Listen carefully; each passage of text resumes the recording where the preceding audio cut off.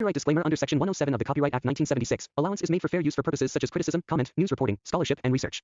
Fair use is a use permitted by copyright statute that might otherwise be infringing. Non-profit, educational, or personal use tips the balance in favor of fair use. पूरे भारत में लाखों मजदूर हमारे घर बनाते हैं, हमारे कपड़े सिलते हैं और हमारी इकोनॉमी को चलाते हैं। फिर भी वे अनदेखे और अंडरवैल्यूड रहते हैं। उनके दिन सूरज उगने से पहले शुरू होते हैं और सूरज ढलने के बहुत बाद खत्म होते हैं, बहुत कम रेस्ट और कम पैसे के साथ। एक बेहतर जीवन का वादा एक दूर का सपना है, क्योंकि वे 60 या 70 घंटे के वर्क वीक को सहते हैं, जिसमें शायद ही कोई छुट्टी मिलती है। यह लगातार पीसना परिवार या खुद के लिए समय नहीं छोड़ता, पीढ़ियों को थकावट और कठिनाई के एक चक्र में फंसाता है। पुरानी बीमारियां, अनुपचारित चोटें और लगातार चिंता जीवन जीने की कीमत है। उनकी कड़ी मेहनत शायद ही कभी एक बेहतर जीवन की ओर ले जाती है।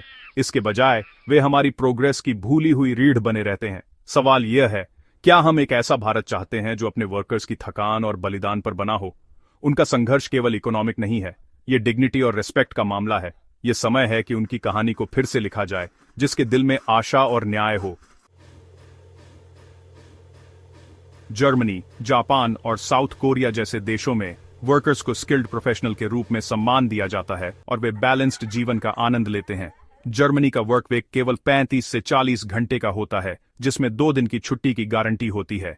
जापान और कोरिया, जो कभी ओवरवर्क के लिए जाने जाते थे, अब घंटों पर लिमिट लगाते हैं और पेड लीव को बढ़ावा देते हैं। वहां मिनिमम वेज एक डिसेंट लाइफ को सपोर्ट करता है, न कि सिर्फ सर्वाइवल को। हालांकि भारत में लीगल 48 घंटे के वर्क वीक को अक्सर अनदेखा किया जाता है, खासकर अनऑर्गेनाइज्ड सेक्टर में। कई लोग 10 से 12 घंटे एक दिन में 6 या 7 दिन एक हफ्ते में काम करते हैं, उन वेजेस के लिए जो मुश्किल से एक परिवार को चला पाते हैं। गैप सिर्फ पैसे के बारे में नहीं है, ये एक वर्कर के समय और वेल बीइंग को वैल्यू देने के बारे में है। ये देश साबित करते हैं कि वर्कर्स के साथ अच्छा व्यवहार इकोनॉमिक ग्रोथ और इनोवेशन को बढ़ावा देता है। भारत उनके उदाहरण से सीख सकता है। प्रॉस्पेरिटी और वर्कर डिग्निटी साथ साथ चलते हैं। आगे का रास्ता साफ है। लेबर के लिए रिस्पेक्ट एक थ्राइविंग नेशन की नींव है। क्या भारत अपनी वर्क कल्चर को बदल सकता है?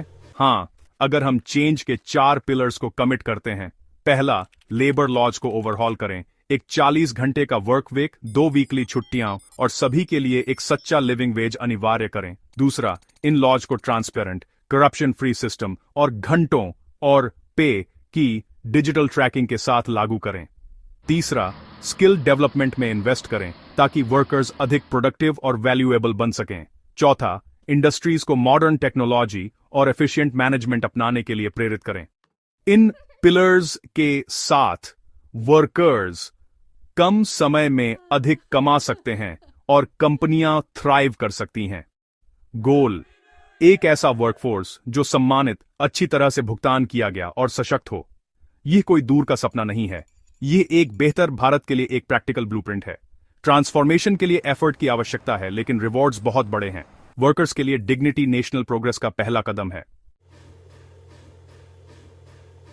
असली बदलाव के लिए एक साफ रोड मैप चाहिए। पहला कदम, एक नेशनल लेबर कोड पास करें। 40 घंटे का वर्क वीक, 2 छुट्टियां, डबल पे पर ओवरटाइम और रीजन स्पेसिफिक लिविंग वेज। दूसरा कदम, एक डिजिटल कंप्लायंस सिस्टम बनाए। वर्कर्स को रजिस्टर करें, घंटों और पे को ट्रैक करें और अनाम शिकायतों को एनेबल करें। तीसरा कदम, स्किल इंडिया 2.0 लॉन्च करें। मॉडर्न जॉब्स के लिए वर्कर्स को अपस्किल करने के लिए इंडस्ट्री के साथ पार्टनरशिप करें, उन कंपनियों के लिए टैक्स इंसेंटिव के साथ जो ट्रेनिंग में इन्वेस्ट करती हैं। चौथा कदम, एक यूनिवर्सल सोशल सिक्योरिटी नेट बनाए। सभी के लिए हेल्थ केयर, पेंशन और अनएम्प्लॉयमेंट बेनिफिट्स वर्कर्स, एम्प्लॉयर्स और सरकार द्वारा फंडेड। पोर्टेबिलिटी और एक्सेस के लिए बेनिफिट्स को आधार से लिंक करें। यह सेफ्टी नेट लाखों लोगों के लिए डर को सिक्योरिटी से बदल देगा। इन कदमों के साथ काम पर डिग्निटी एक रियलिटी बन जाती है। बिजनेस के लिए, खासकर छोटे बिजनेस के लिए, इन रिफॉर्म्स का मतलब है ज्यादा कॉस्ट और लंबे घंटों से स्मार्ट वर्क की ओर शिफ्ट। कई लोग कॉम्पिटिटिवनेस और नई टेक्नोलॉजी और ट्रेनिंग के खर्च के बारे में चिंता करेंगे।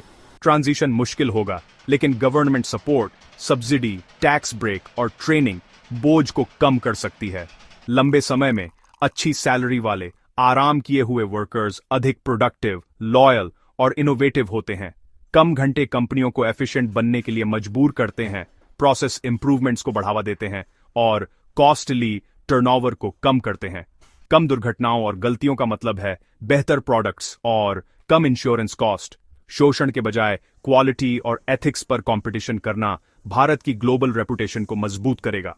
वर्कर्स में इन्वेस्ट करना सबसे अच्छा इन्वेस्टमेंट है जो एक बिजनेस कर सकता है। शुरुआती दर्द स्थायी प्रॉस्पेरिटी और स्टेबिलिटी का रास्ता देगा। एक फेयर वर्कप्लेस एक मजबूत सस्टेनेबल इकोनॉमी की नींव है। भविष्य उन कंपनियों का है जो अपने लोगों को महत्व देती हैं। जब एक वर्कर का जीवन सुधरता है तो इसके फायदे परिवारों, कम्युनिटीज और नेशन में फैलते हैं। कल्पना कीजिए रमेश की, जो अब दिन में 8 घंटे काम करता है और वीकेंड पर छुट्टी लेता है। वह अपने बच्चों को पढ़ने में मदद करता है, परिवार के साथ समय बिताता है और नई स्किल्स सीखता है। बेहतर सैलरी के साथ वह पौष्टिक भोजन, हेल्थ केयर और यहां तक कि भविष्य के लिए बचत भी कर सकता है। उसके जैसे लाखों लोग सशक्त कंज्यूमर्स बन जाते हैं, डिमांड को बढ़ावा देते हैं और इकोनॉमिक ग्रोथ को चलाते हैं। सोशली, काम पर डिग्निटी ट्रस्ट बनाती है, क्राइम को कम करती है और कम्युनिटीज को मजबूत करती है। हेल्थ सुधरती है, स्ट्रेस कम होता है और बच्चे गरीबी के चक्र से बाहर निकलते हैं।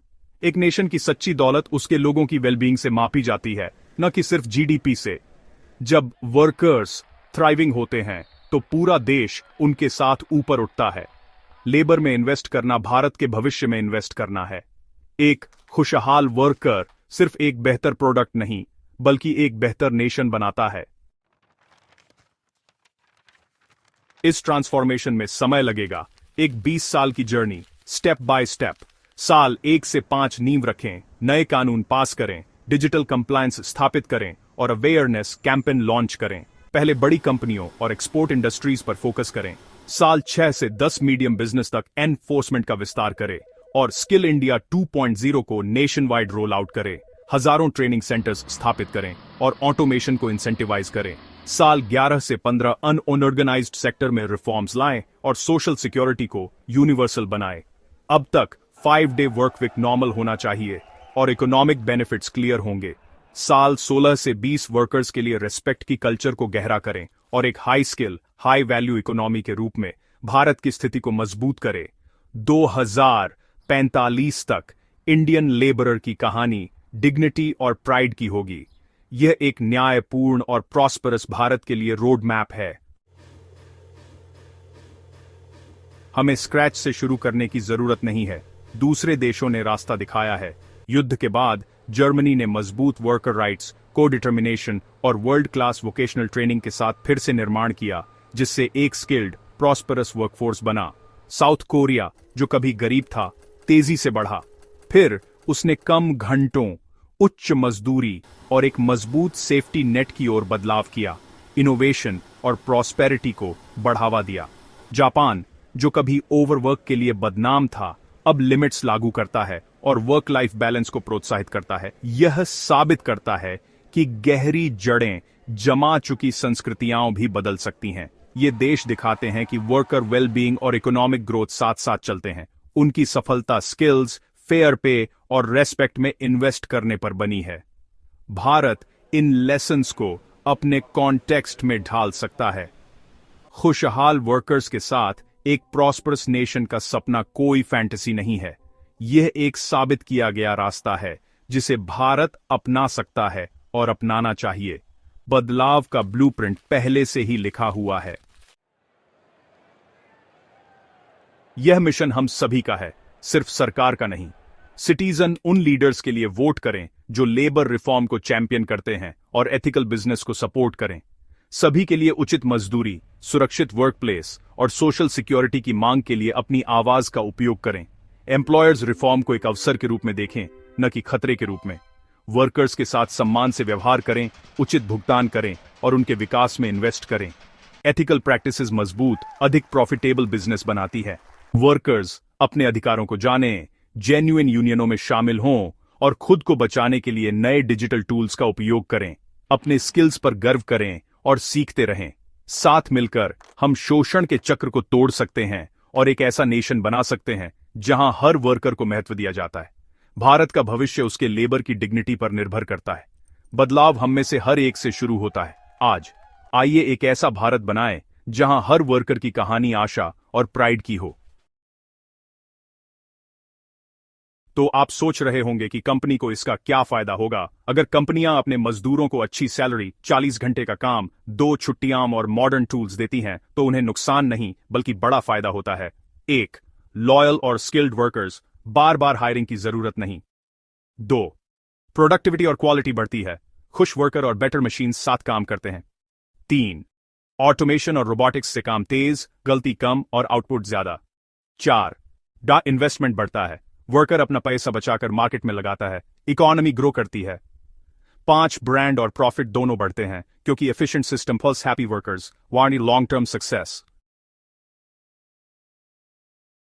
हमें कॉन्ट्रैक्ट सिस्टम को बंद करना चाहिए क्योंकि इसी सिस्टम के जरिए ठेकेदार मजदूरों का पैसा खा जाते हैं। उदाहरण के तौर पर मान लीजिए कि महिंद्रा नाम की कंपनी में एक मजदूर को कंपनी सीधे 695 प्रतिदिन देती है, लेकिन ठेकेदार मजदूर को सिर्फ 545 प्रतिदिन देता है। इसका मतलब है कि एक मजदूर का 150 प्रतिदिन ठेकेदार अपने पास रख लेता है। जो 18,000 रुपए का भुगतान है वह 14,000 रुपए हो जाता है। एक आदमी के 4,070 रुपए, अगर 400 मजदूर काम कर रहे हों तो ठेकेदार रोजाना 4,070 गुणा करने पर 400 से तो 16,28,000 रुपए होंगे अपने पास रखता है। यही मजदूरों की वास्तविक कमाई है जो उन्हें नहीं मिलती। इसके अलावा कंपनी हर महीने 1 तारीख को पेमेंट करती है और चेक देती है, लेकिन ठेकेदार इस चेक को बैंक में रोक लेता है और मजदूरों को केवल 15 या कभी कभी 20 तारीख को पेमेंट करता है। यह इसलिए किया जाता है ताकि ठेकेदार पेमेंट पर बैंक से ब्याज कमा सके। 400 मजदूरों के पेमेंट पर यह ब्याज काफी बड़ी रकम बन जाती है। कंपनी कुछ सुविधाएं जैसे सेफ्टी शूज, वर्किंग क्लॉथ्स, मिठाई और दिवाली बोनस देती है, लेकिन ठेकेदार ये भी अपने पास रोक लेता है। कई बार वह मूल वेतन भी समय पर नहीं देता। इसका मतलब है कि ठेकेदार की कमाई सिर्फ मजदूरों के रोके हुए पैसों और ब्याज से कई गुना हो जाती है।